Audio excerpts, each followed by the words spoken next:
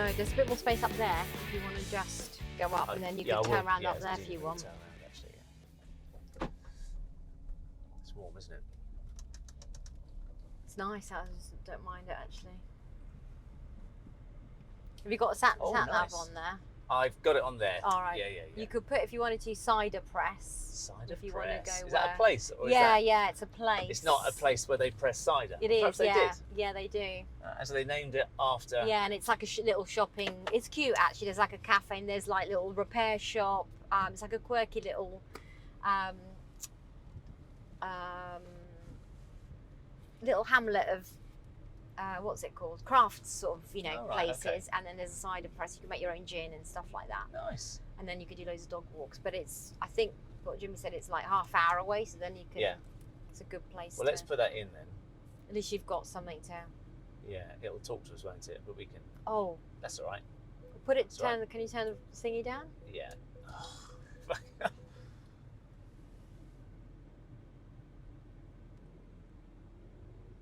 That's a bit weird. You won't find it. No, it just is it. How's it spelled? With the D. Yeah. Let me see if there's. Hold on. If I can find cider. Well, if I can go. Dartington. How do I get out? Do I go left or do I go right? Left. Oh, okay.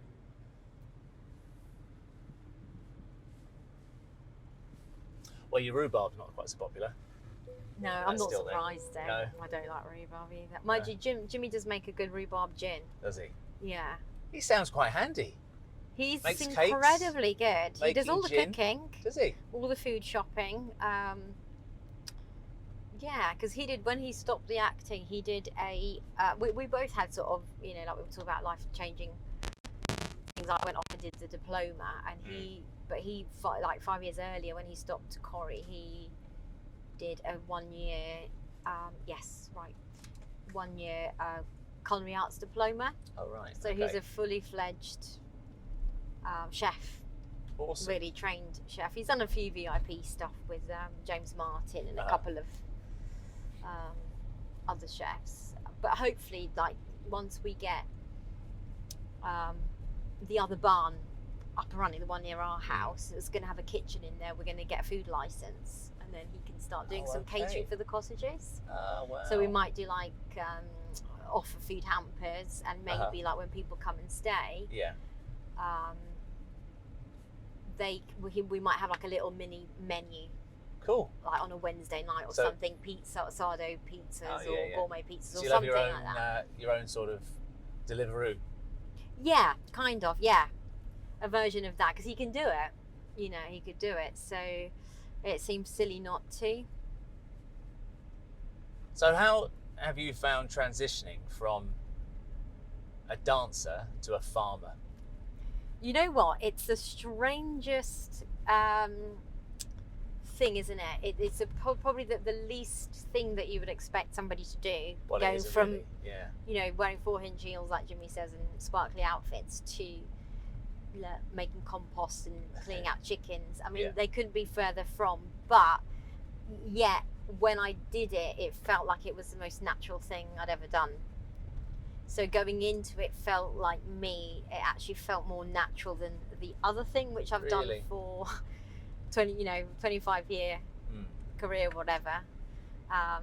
So how old were you when you started dancing? So I was 5, and I'm one of those people. It's not like I blame my mum. It's a terrible thing to say, in a good way. It was my mum that got me into it, because I was an incredibly shy child.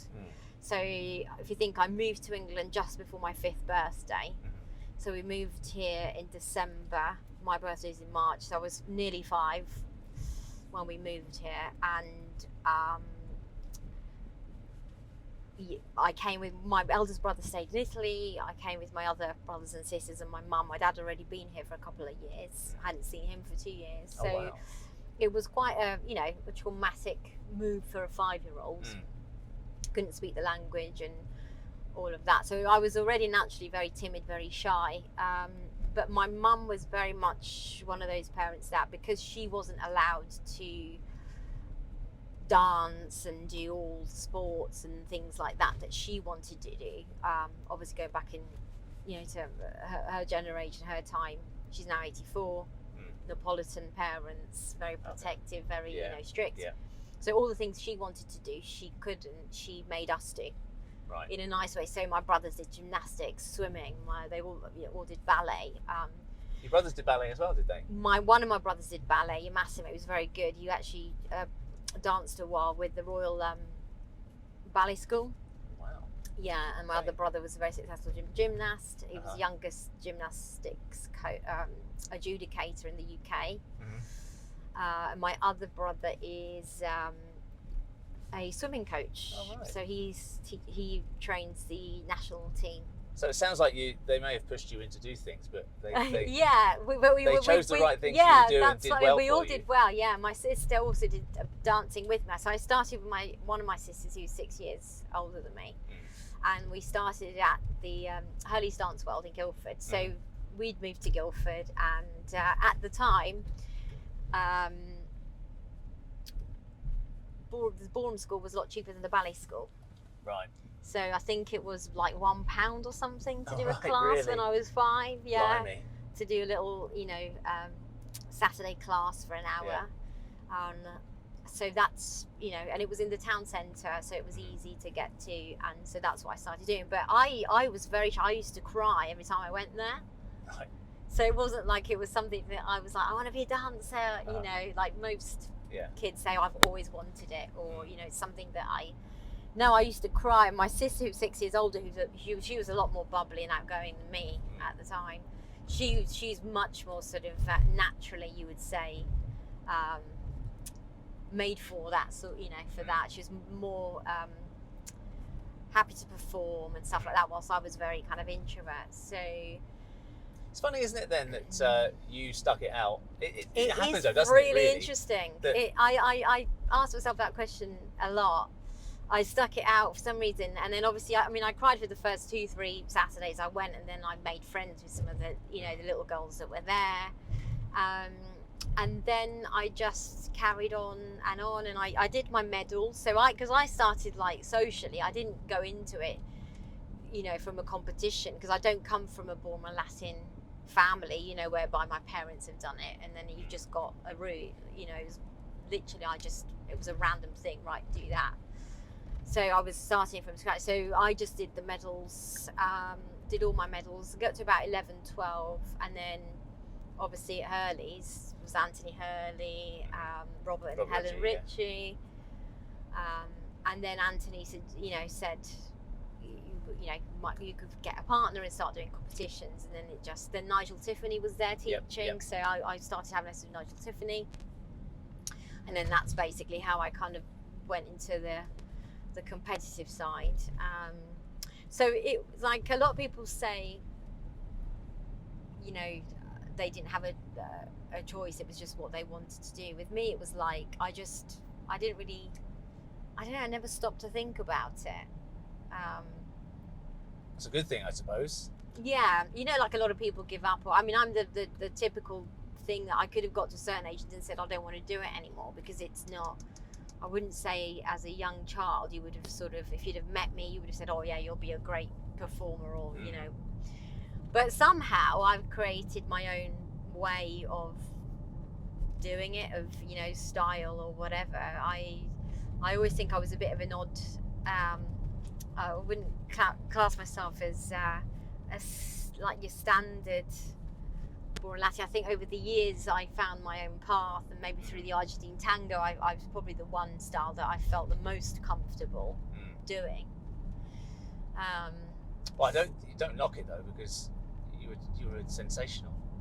Oh. Really, I thought you really were sensational. Oh, yeah, that's very sweet of you. Yeah, I paid you to say that. Yeah. So, what was your coping mechanism then? Do you remember how you used to cope with it? Because I would have expected then, if you were that kind of timid, shy sort of person, performing would have been a challenge. Yeah, massive. Because I know that Kelly really struggled. Yeah. Very similar actually, very shy. Yeah. And it's odd because I have this with her. Yeah. She was really shy, really timid, doesn't like performing, and yet dancing attracted her. Yes. Well, once she started, attracted her, and then she was happy in that place. She felt that it was an escape for her. It was comfortable, yeah. But, so what was your coping mechanism? How did you deal with I think all of your shyness? I'll be completely honest with you. Like, competitions were never my thing. So I can't really ever. If I put my hand on my heart, I would lie if it's difficult to say that because I've competed for so many years, but I would be lying to you if I said I love competing. Right. And I got a lot from that. I didn't, and I found that quite challenging.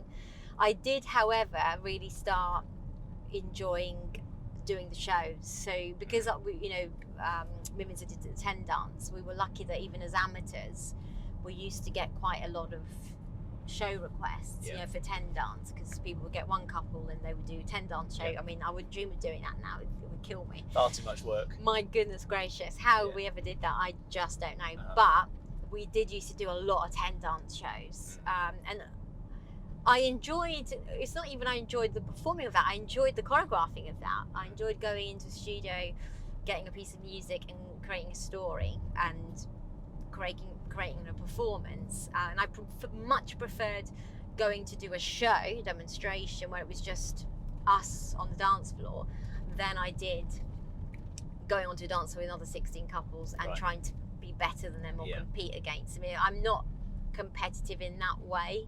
I'm very competitive with myself, but I don't necessarily like people having to be better than other people. Right. In a way, I don't have that kind of streak, but I do want to be the best I can be.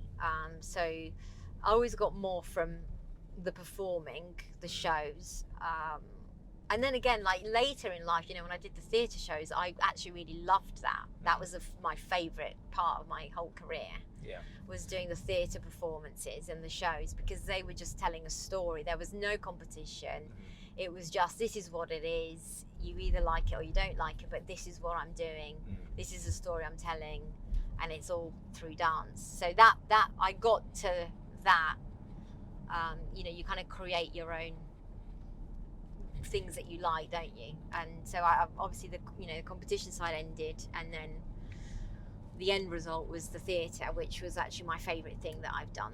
Do you not think that it's because, well, when you're competing, you're obviously you're going up against other people, but when you're and you're being judged, of course. So do you think there was that aspect of, because perhaps your personality didn't like the thought of other people judging you? Yeah, too. Absolutely. Yeah. Comparing that you to others. Too. Yeah, I don't like the comparison. Like, I don't like judging. Right. I don't enjoy the judging process. Standing there and having to compare people. I find it really, because I like to. When I watch people, I see a lot of positives in everybody. Yeah. So it's quite hard to put people ahead of each other, unless somebody's really terrible. Really... Yeah, just I quite like what they do. You love that, yeah. They shouldn't come last. No, exactly. I just, everyone's a winner, kind of, I mean, and I'll do it, and I'll, sometimes it's blatantly obvious, isn't it? And sometimes it's just personal preference, depending on, on the level. But I wouldn't say that, like, some people get a real kick out of judging. I quite like judging. You love it? Yeah, I loved competing. Yeah, there you go. I really loved competing. I was a real competitor, and I always used to raise my game at in a competition. I do like doing shows, don't get me wrong, but for me, the buzz of a competition pushes you. You can't. I can't replicate it. Yeah. Since I've retired, I cannot replicate it. Yeah. So I have to, when I go for a run, or I do some exercise, the only way I can possibly replicate it is by trying to run that little bit faster, or run that little bit further. Giving yourself a challenge. Or do a few extra sets of something, but there's nothing that compares to it. But also what it is, I think, because now I think if I could like compete now with the brain that I have now, because I've totally sort of changed from when I was competing to now. My brain is a completely different brain. I'd say I'm pretty much a different person to what I was back then. All are, actually, yeah. So if I could go back now, I think now I'd have a real giggle with it, and I'd really love it because my mind is in the right state. So I'd actually really love like trying to beat you. Yeah. I would really enjoy it. But at the time, you did it once. Did I? Just once? Just in the France. Once. In France. Damn it. Yeah. Damn it. In Ballroom. Right, there you go. In Ballroom, yeah. But all I'm saying is that's like I could do that now. I could actually enjoy the process of it now. But going back, the way my brain was then, it wasn't set up for that. It wasn't set up to enjoy the process. I wasn't ready for it, if you like. Yeah, I mean, so in a way, I wish I could go back with this brain, because yeah. I'd actually probably, I think, I'd love it much more. We have a similar thought process now behind it as well, because you learn so much, of course, as you get older. And when you're young, you're still a bit green to it, and you don't necessarily, you're right, it's enjoying the process. Yeah. Because ultimately, you can only do your best, you can only do your performance. You can't affect anyone else's. No.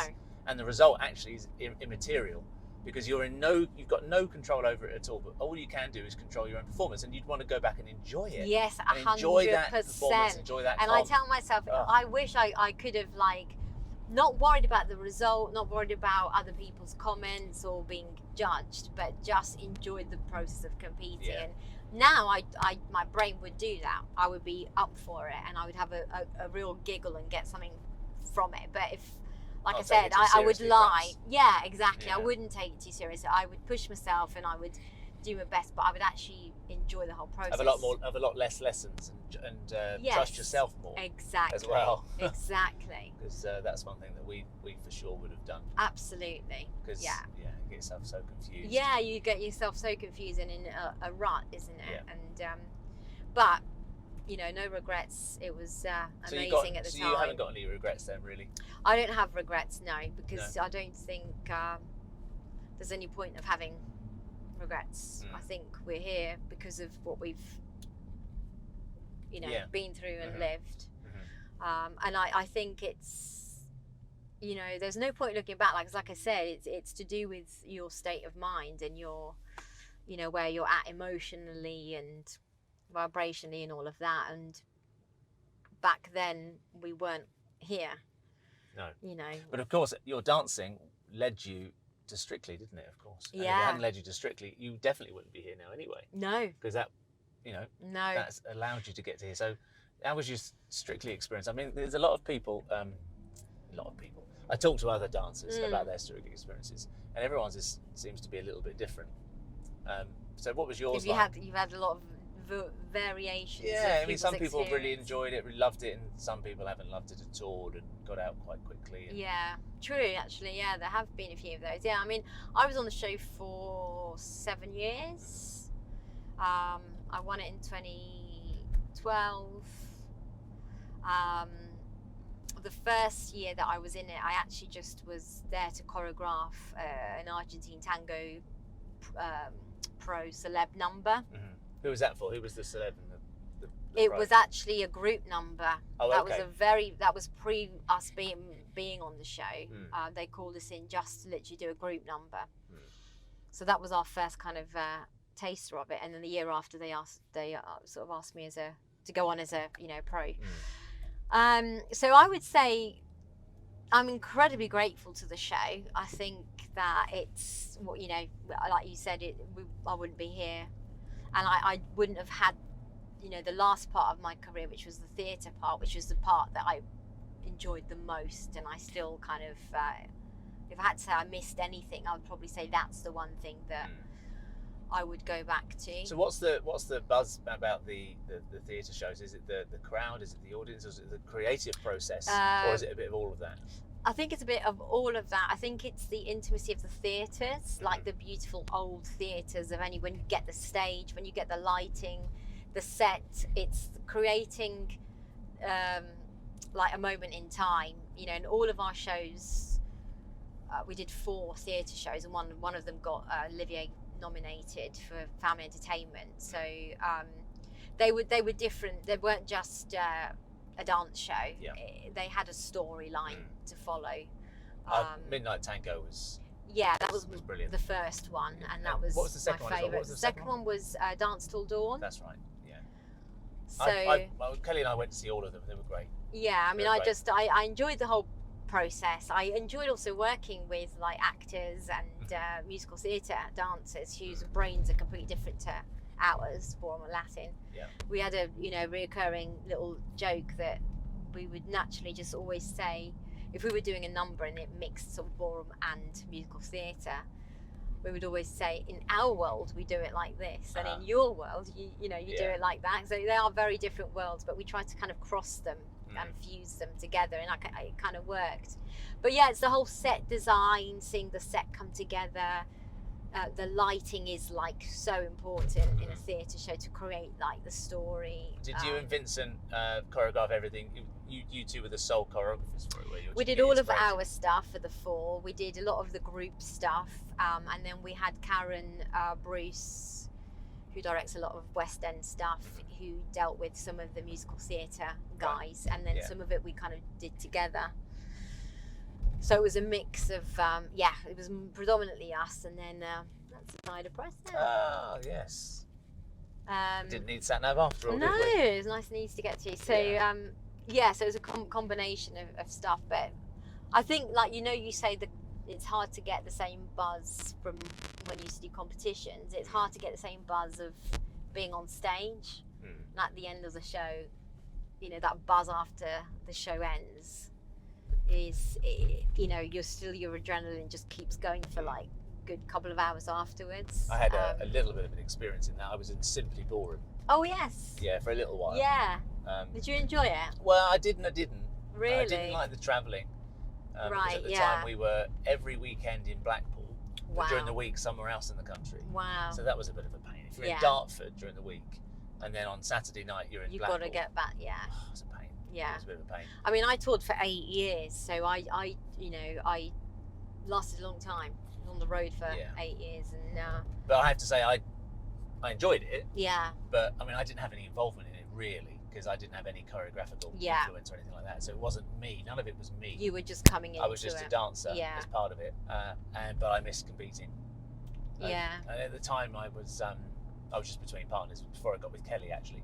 So I really wanted to compete. So I came out to find a partner. And did go back to that, Because for me, still there was no buzz, and I've not found anything quite yet.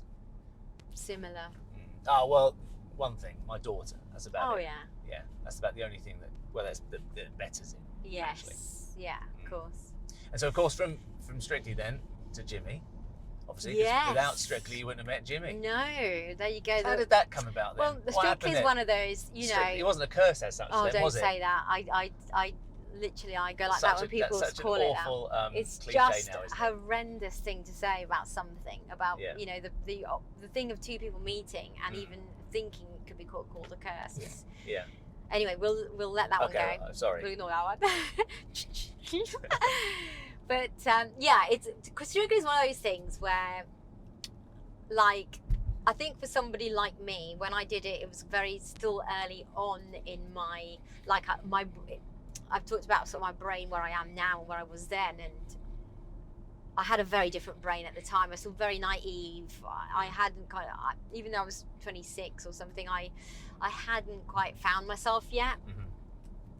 So I'd been living this kind of dance career life bubble, since I was literally 5, and I think Strictly was a bit of an eye-opener,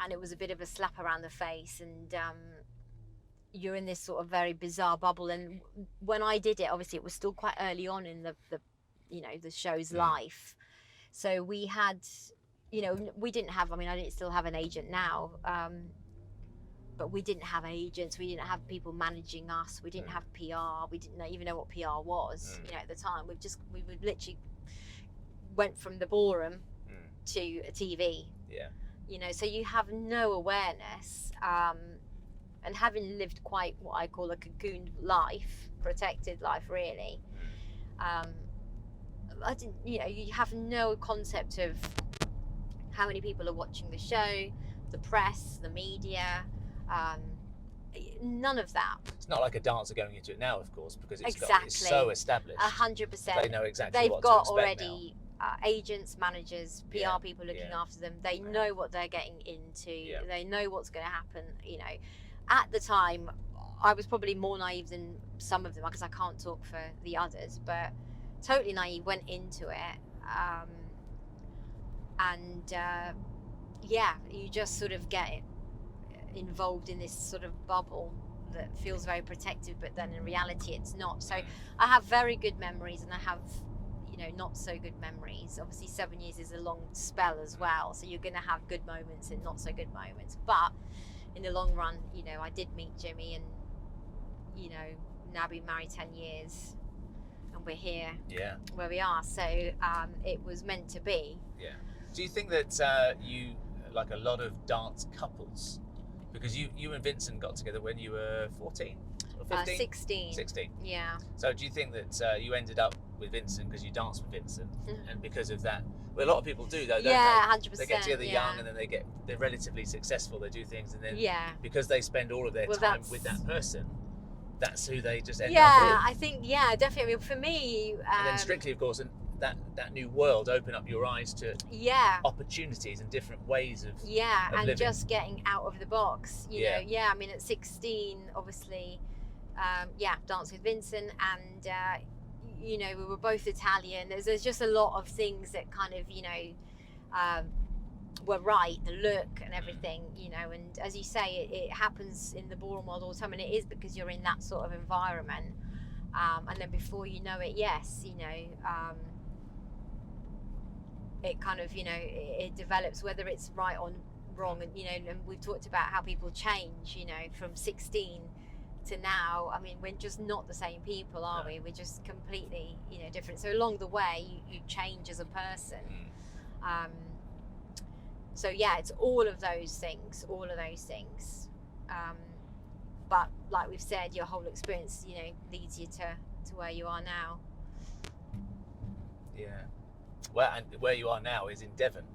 Yes, which South is a far Devon. cry from the sequins and stilettos of London town. I don't miss the stilettos, that's for sure. Yeah, I don't either, actually. You know what I do sometimes, like putting them on though. It's a nice feeling. Yeah. Do you know how difficult it is to get size 9 stilettos? I don't know how you do that. It's tough. I suppose you don't have to worry too much about nail varnish so much anymore. No, either. Look at my nails are terrible. You want to put nail varnish on when you're cleaning out chickens and sheep and 2 cats and 3 dogs? I mean, I'd love to watch people do that from a distance. I'd like to sit indoors and watch people feed my sheep, and shear my sheep and feed my chickens. Have someone else do it for you. While I'm sitting watching from the comfort of my some people do that, but no, we decided to roll up our sleeves, and I mean, I love animals. I have my my sort of meditation, my being at one with nature and stuff like that, and being who I really am is when I am around animals. So I always say they make me smile. So they just have this. I think Ella's actually a little bit like that. My daughter, she's hands-on with them. Yeah. And I think some people are and some people aren't. I'm like exactly like that. So if there's an animal, I'm literally hands-on. I don't like to sit back and watch. It's just a connection, I think, that some people have, and I was lacking that. It was the one thing that I mean, when I was in my 20s, I was still competing. I desperately wanted a dog. Like, I was obsessed with having a dog, like to the point where I'd go and see litters, and I had loads of dog books, breeds. I knew everything about every single breed of dog, which one was going to be right, what was I going to get. Yeah. I'd watch, dog behaviour programs and stuff like that, and then it was only after I was married with Jimmy that he said, right, I think now's the time for you to have a dog. So I was still touring, and I was still a bit like, I'm not sure about this. And he looked after Pablo for the first part of his life, really, because I was kind of dipping in and out because I was still on tour. So Pablo was our first ever animal. And obviously now we've got quite a large. You got a brood farm, So how many animals have you got on your farm? So is it a farm, or is it just a big small garden? holding? It's a small holding. It's a big garden, yeah. It's a big garden, big garden. Yeah. Big letters. So we've got 2 cats, 2 kittens, and 16 months. How old are they now? They're 6 months old. We've got 3 dogs. So Pablo's 8, Zach's 6, and Omar is 16 weeks old. So he's a puppy. Right. So he's keeping us busy at the moment. And then we've got 24 chickens, hybrid chickens, that I mostly look Did after. you say hybrid chickens? Hybrid, yeah. What does that mean? So hybrid chickens are cross, so you can get sort of a bit like with dogs. Cross with the goat. I've never seen that. Never seen that, but you never know. No, so you can The get eggs like come scrambled already. Yeah, that would be nice. Yeah. In the same way Not you can with get goat- like I don't know if pedigree you want dogs. Goat's milk though, would you? Goat's milk, scrambled No. eggs. Not sure about that. No. Sorry, Karen, you were go on. So in the same way you can get like pure breed dogs and cats, you can get crossbreeds. It's the same with chickens. Oh, I see. Okay. So the only reason we went for hybrids is because they are supposed to be a good one to start with because they're quite hardy, because they cross various breeds of chickens, types of cheese to make them a bit stronger, and they're supposed to lay a lot of eggs. So you get high, egg laying and hardy chickens.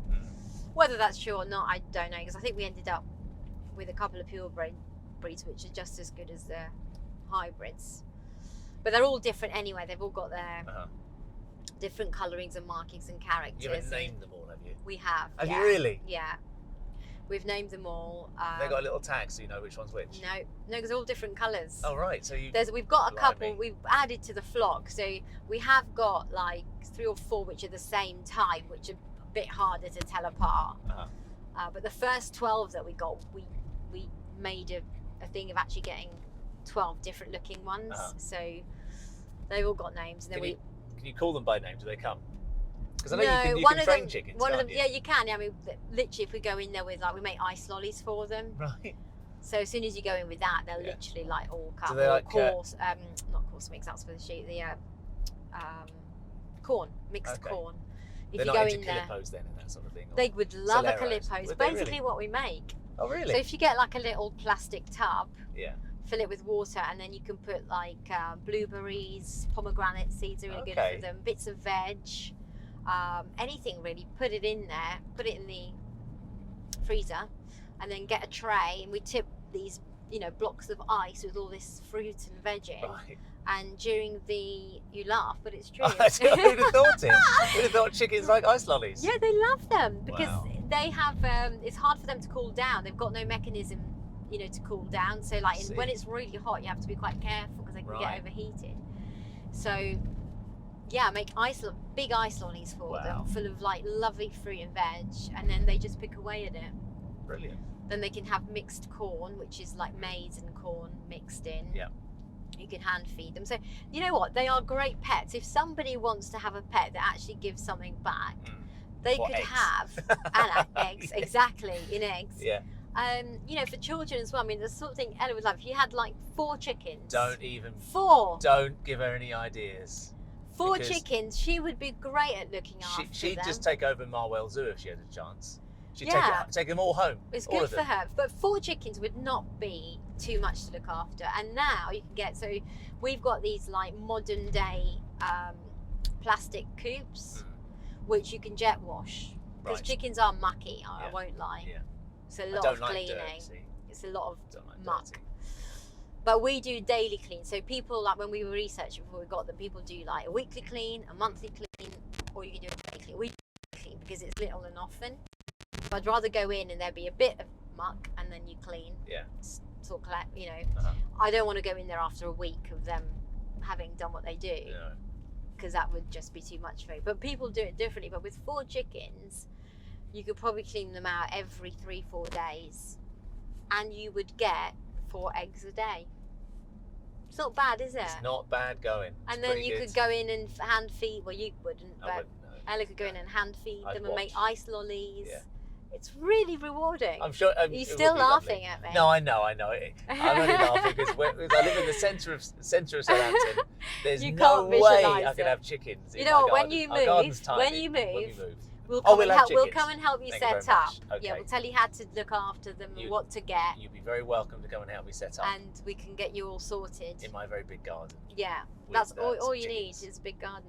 Yeah, no, I'd love to have chickens. I genuinely would actually. Because I'm only being slightly facetious. I'm laughing, but it is still fun. I never knew about the ice lollies though. I didn't know about that. But I do know that chickens that do give, and they are very friendly. They are. You can train them, and they're like a little puppy that follows you around. They are. They take themselves to bed at night. They go into the coop at night. They're in tune with nature, and when they go to bed and get up is all to do with like the sunlight.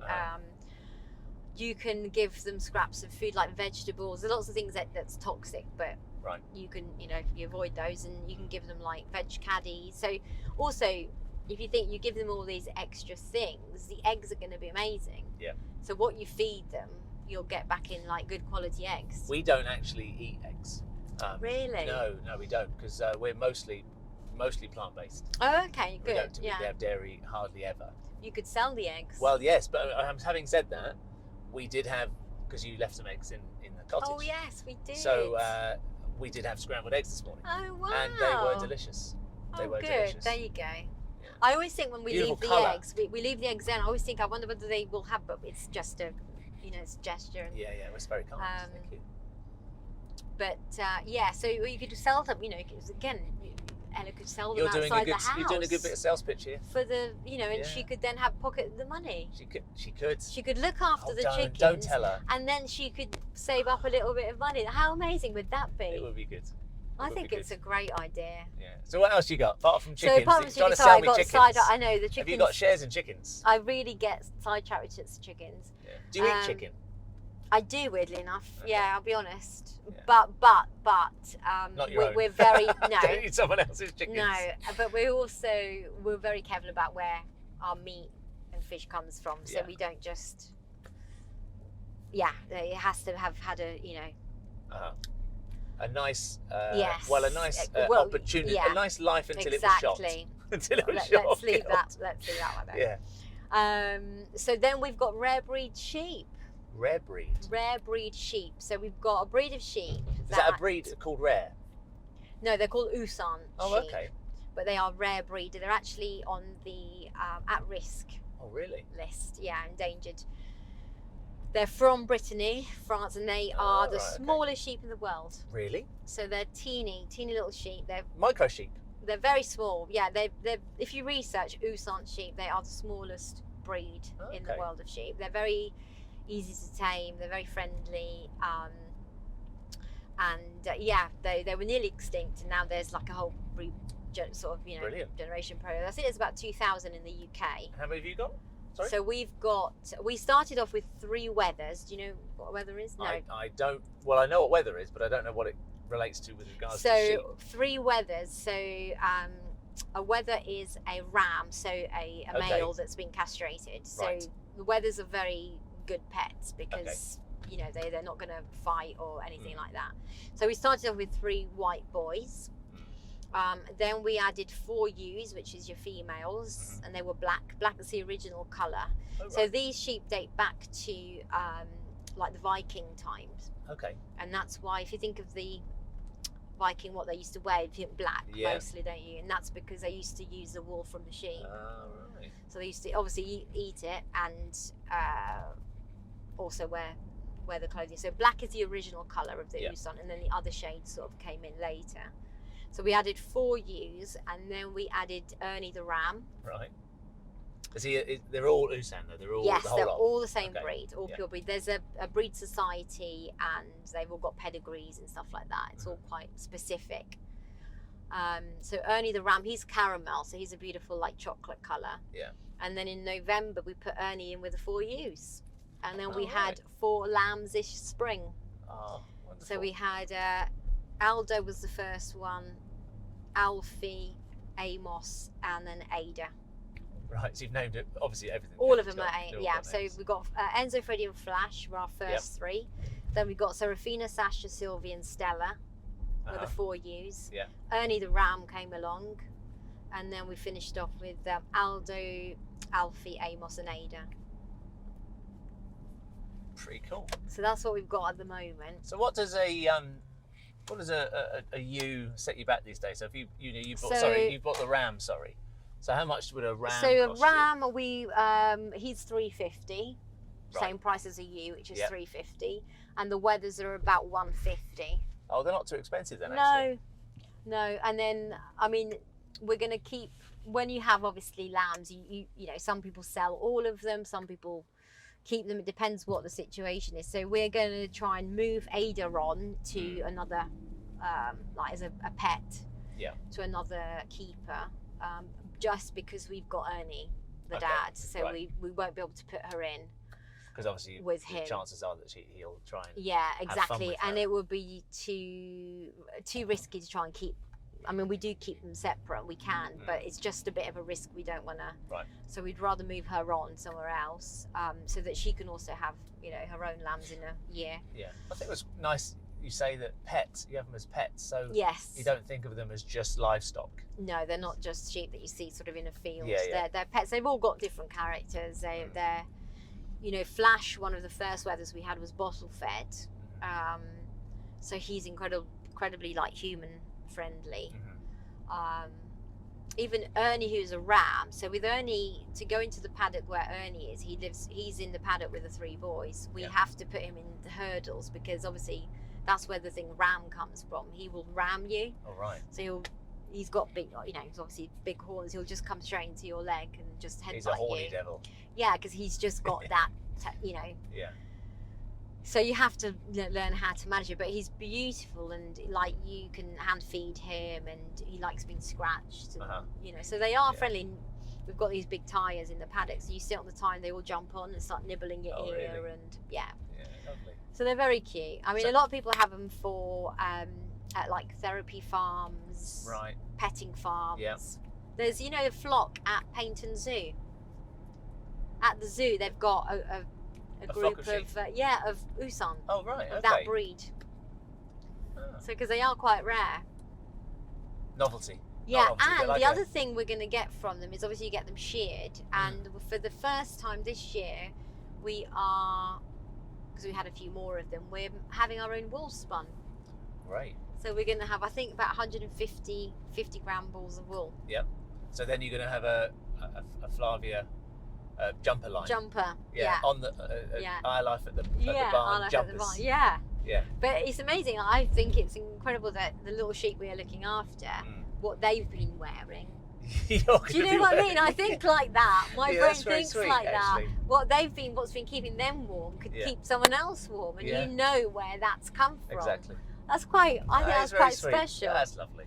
It's nice. It is nice, actually. Just to know, you know, and also what's interesting is because we've got 3 white, 4 black, 1 caramel, and actually one of the ewes isn't black, it's 3 black, and she's like a grey colour. So it's going to be interesting to see what the colour of the wool is. Okay. Because they mix it all together. They're doing it at the moment. You can't just keep it separate then? You could, but we wouldn't have enough because we haven't got a big enough flock. Oh, I see. Okay. So if we had black, it'd only be a very, very small amount. So for us, it's easy to put it all together. They dye anyway, they don't they? You can dye if it's white, but because we've got a lot of dark colours. So it won't be, so it'll just be that colour? It'll be pure, it'll lovely. be natural, so it will be whatever it will be. Oh, well, put me down for whatever it is. I love a hat? jumper. Yeah, a little hat. Hat would be good. I like that. Like a nice warm hat to go running in. Earmuffs, maybe, we'll see. Well, I don't know. I don't think I suit earmuffs. We're really excited though about that. I can imagine. Yeah. It must be lovely actually, being in and around, because obviously I'm guessing there's lots of other farms around you as well. So you do know everything if you work with them and they produce certain things, you do know exactly where things are coming from. Where it comes from, yeah. And it does make a difference. You're supporting each other, aren't you? Yeah, that's it. That's why, you know, if we do eat meat, then we know where it's, you know, come from and all of that. What are you going to do when these sheep, so what's the plan with the sheep long term then? Are you just going to keep them until they because the other thing obviously the away? Sheep do is they eat the grass. So because obviously we've got 7 acres, we've got big paddocks, you either have to pay someone to come in and cut them, right, or you put the sheep in and they graze the grass. Right. So they eat the grass, which obviously saves you time and cost, and then you can get the wool. You can either sell the wool, you know, naturally, or you can make stuff from it. So they do a bit like the chickens. You do get something back from them, and then some of the lambs, if you want, you could move on to another owner and you could sell them. So you've got no intentions of breeding them and then selling the meat and that sort of thing? Not for meat, no, because they're not really you know, for that. They're too small. They're not like a commercial breed of sheep, which commercial breeds they cross them so they're big and like this is a little sheep. It's got like a pedigree. They've all got to, you know, look a certain way, be a certain size to fit the criteria. So it's a different sort of thing. So the plan is that we're going to try and we still haven't got enough sheep to keep the grass down. Right. So we're still, because they're only small, so even though they do eat it, we get would some need goats, perhaps. goats. I'd love to get goats. But you know what? These little sheep are very similar to goats, character-wise. Yeah. Right. But goats are notorious for escaping. Ah. So you have to have really specific fencing. They and like stuff. to explore, don't they? Yeah. They climb up mountains. They can get out of anything, apparently, from what we've heard. Well, from they'd like eat their our way neighbours. out, wouldn't they? Yeah, they eat everything, which would be a good thing. So so we need to make our flock a bit bigger so that they can keep the grass down, and we don't need to go in this time of year and sort of trim it as well. How do you trim it anyway? If you got like a ride well, on? we've got a ride on, or we've got a local farmer. Can you imagine that? Well, our neighbour has. Yeah, no, you said that to me. So how many hours have we got in the day? It is Does he think it's still 1875? It's incredible that he does it. That the gardener does it. It's amazing to watch, but my goodness, I have to say that that's a hell of a skill, isn't it? It's incredible. I don't know how you do it. Literally, it's quite, and it makes such an amazing sound. But until Jimmy comes out on his electric, just ruins it, ruins the moment. So we need to get more of them at the most. That's the plan, and any ewes will move on, and then any wethers will keep. So you're only going to go with small livestock, though? Yeah, I think so. We have been. I'll give you a little bit of an exclusive. Would you like a bit of an exclusive? Go on, I'll have an exclusive. Which we haven't talked about. So we went to the donkey sanctuary. Because I've always wanted donkeys. Oh, that's not too far from here, is it? Yeah. We've been there. You should. Have you been? We've been there. Yeah, we've been on the way home from Torquay. It's amazing. Anyway, went there, got chatting to the lady. She recognised us, and we got really, really friendly. I've always wanted donkeys and stuff like that. We went for Jimmy's birthday, actually. And cutting a long story short, we had one of the advisors come out to see us and the property, and we've been accepted as donkey guardians. Oh, right. So if we can get some work done, so you know where our pool is and stuff, we have to kind of put hard standing down. Right. And then where the gym is, we need to convert the part next to it, which is a workshop at the moment, into a stable, which was way back a stable anyway. Right. If we can reinstate that, then we will get basically we'll look after 2 donkeys and we'll become donkey guardians. That's marvellous. They're lovely donkeys. They're amazing. They're really lovely. So that's the next sort of plan, and then Jimmy would love to get, I would too, some alpacas. Oh, right, yeah. So then we can offer the guests alpaca walking. Yeah. I've got a lady I teach, actually. She's got an alpaca sanctuary. Oh, really? Yeah. Oh, I think she's got about, I want to say 12 or 13. Wow. And they just had some babies as well. Crias, they're called crias. Crias, yeah. And she does keeper days and that sort of thing, but she also does afternoon tea with the alpacas. Yeah, exactly. So we went in, and it's marvellous. Yeah, we sit there having your afternoon tea, and then she just opens the gate, and they'll come and sit with you. Yeah. We've got some cracking pictures. Yeah, of they're the alpacas. They just stand there next to you. Amazing. They put their head next to you. Awesome. And they do, and you can obviously shear them as well, can't you? Yeah, exactly. Well, that's the thing, and our sheep's wool and alpaca wool, it isn't that different. It's a really good. It's very. The quality of our sheep's wool is better than your commercial sheep, and alpaca is very, very good. So that was something else that we can add, and the guests can come and meet the alpacas, meet the donkeys, do the donkey walking. So this is like a longer term plan. So we want to add some attractions to the cottages. Attractions. Do you know what I mean? Are you planning on having a waltzer, maybe some dodgems as well? Yeah, a little, a carousel. Yeah, a little carousel. With real that would be good, wouldn't it? Carousel with real animals.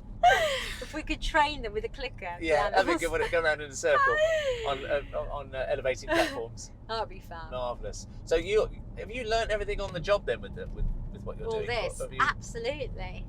So you just neither decided of us had any idea, did we? So you bought somewhere that had loads of land and thought, I know what we need to do. We need to buy some chickens and some sheep. Yeah, basically, yeah. And then you just thought, I don't know how to deal with these, so I'm just going to have to do it. You have to once you've got them, you just got to work it out, haven't you? And we bought. So between our offer being accepted and the move, it was an 8-month gap. So in that time, we bought quite a few books: small holding book, chicken keeping book. Right. There's obviously now, you can research anything online, can't you, as well? So we did a bit of online searching. It's a bit like the veg growing, now we're selling veg outside with our eggs, you know. We didn't, we used to tell people, please don't buy us a house plant because it's not going to survive.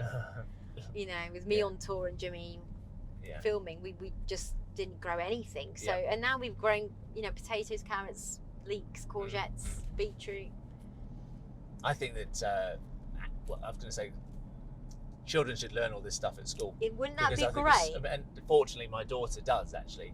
They've just started their own little. That is so vegetable good. plot. It's amazing because they actually understand where the food comes from, so they Exactly have much right. more of a respect for it. And if everyone, I mean, not everyone has the ability to have a garden, of course, I appreciate, but if everyone had a small patch that they could grow something at home. But you know what? You can grow a lot of things in pots. So even though we've got like a polytunnel and all of this, space that we're able to do at greenhouse, we still grow potatoes in pots. Right. So if you've got a little patio and little thing, you can get like a couple of containers and you'll be amazed what you can actually grow for two people.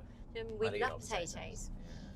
I think onions we grow the most amazing onions. Really? Sounds bizarre, but we plant them in the winter and now we've got a whole yeah, it's good. Everyone should grow a little something. It's a bit like the chicken. I think kids should learn about chickens because there's the whole problem, chicken and the egg and all of that is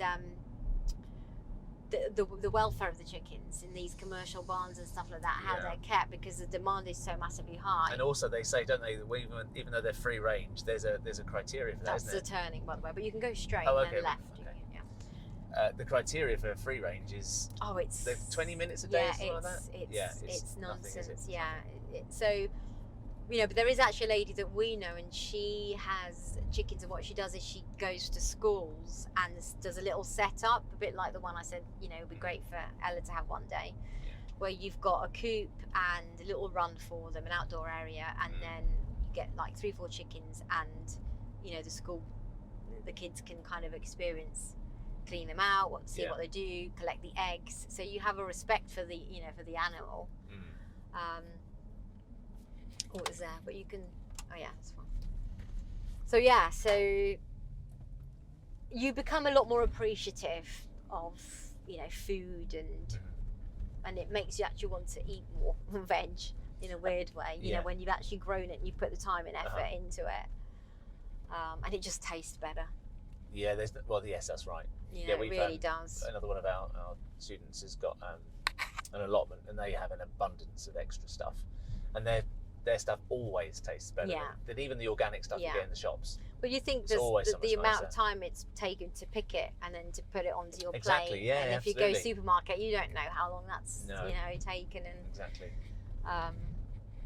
So what's more tiring, doing your gardening, let's call it now, and looking after all your animals, or dancing?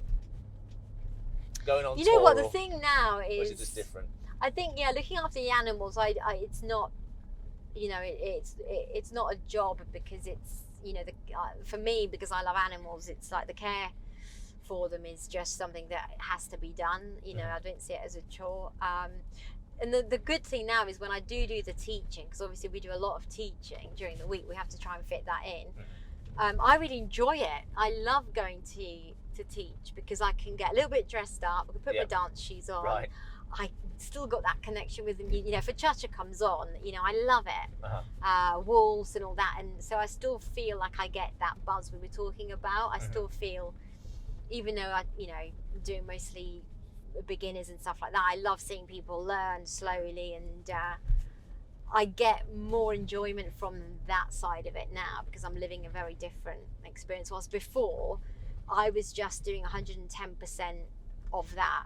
And I had nothing else. I didn't have like a house plant or anything. Right. You see what I mean? You get a bit resentful, I suppose, of it, don't you? Because it's what you're doing all the time. Exactly. And you have got no time for yourself to do anything else. Anything. So for 8 years, for 25 years really, but the last 8 years were intense because it was touring. And we were doing 7-8 shows a week per venue. And you're on the road all the time out of a suitcase. I had nothing but that, because when you're on that road, you haven't got time to do anything else. No. So like you say, it does become a little bit, it becomes a bit of a chore towards the later years, when your back starts hurting a bit, your feet start hurting. Yeah, and then you get trouble. Well, yeah, for the likes of us, when you get a troublesome person in the studio, or someone who doesn't seem to really want to learn, and you think, why am I doing this? Exactly. Why am I doing this? And then because you're going home, you're in the studio 6-7 hours, and then you go home, and then you get up again and do exactly the same thing the next day.